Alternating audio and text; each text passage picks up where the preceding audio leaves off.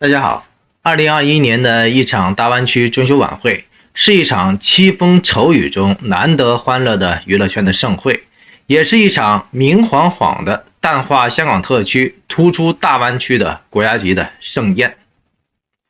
在极其讲究政治挂帅、政治敏感、政治正确和路线正确的中国，这一整场由中央牵头、由地方宣传、由香港协助的中秋晚会，是一场胜利的盛会、团结的盛会、和谐的盛会、圆满的盛会。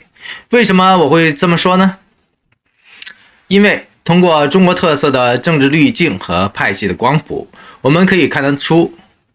中国官方在某种意义上的宽进严出筛选的机制，往往又是一锤定音的明确的表态。从我的视角，至少可以看得到两大和两小的亮点。第一大亮点就是国内的演艺圈依旧是风声很紧，除了王菲等老一辈的中间艺人依旧独领风骚，死死地卡在 C 位之外，其他的80后、90后的成名艺人们几乎都成了或大或小的配角了，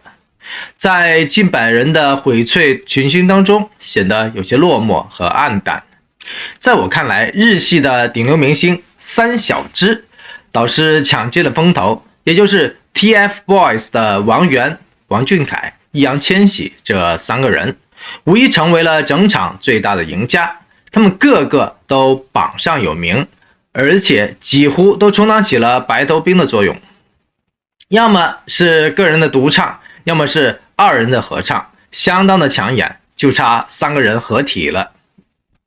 要知道，他们可是妥妥的顶流明星啊！在流量有罪的今天，这批日系的顶流依旧独领着风骚，明显寓意着他们慢工细活、扎实稳健的粉丝养成系统，实在是跟韩系的快餐造星、浮躁逐利的追星系统存在着巨大的落差。所以在这次盛大的国家级盛典当中，韩系的流量明星们几乎彻底全军覆没了。我只想说，背后的预警意义不要太明显。至于说两者之间的差别，有兴趣的朋友们可以回顾一下我之前详谈过的视频了。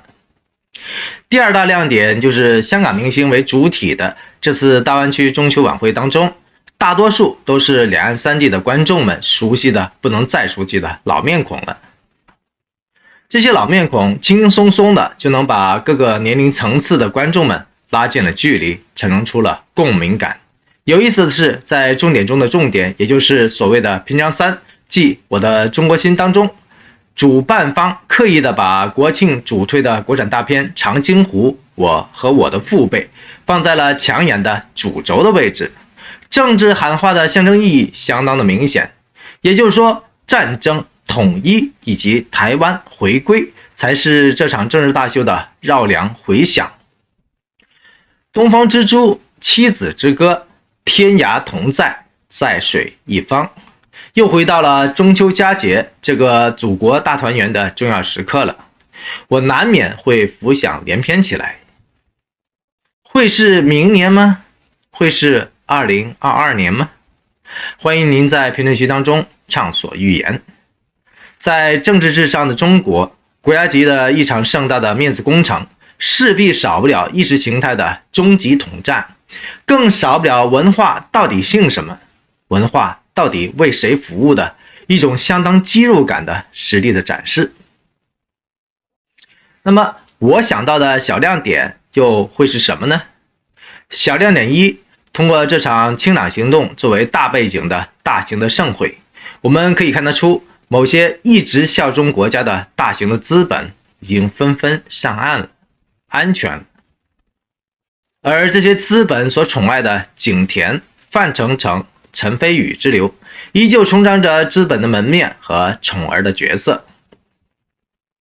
而那些不听话的任性的资本们，以及他们在娱乐圈中的代言人，依旧继续着惶惶不可终日的日子。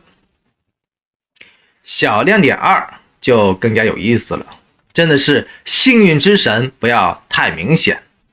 当您看到赵丽颖和王宝强勉强挤进了节目尾声的那人头涌涌、闹哄哄的百人大合唱之中，您觉得是喜还是忧呢？是掉价还是升值呢？我就觉得是喜也是升值。要知道，这两个人偏偏就是内娱圈当中极为罕见的草根阶层的表表者了。把他们扔在任何的角落，只能说他们都已经是安全了，都暂时获得了国家的认同和肯定了。就像一艘即将出海的泰坦尼克号，你上得了船就已经好了，哪里还需要去计较住在顶层呢，还是住在底层呢？我真心觉得2021年注定是一个大风大浪、树倒房塌的年份。当香港这个曾经冠绝世界的名字都能秒变成为大湾区这个笼统的称呼的时候，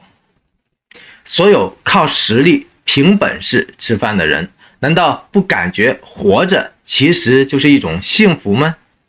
您说对不？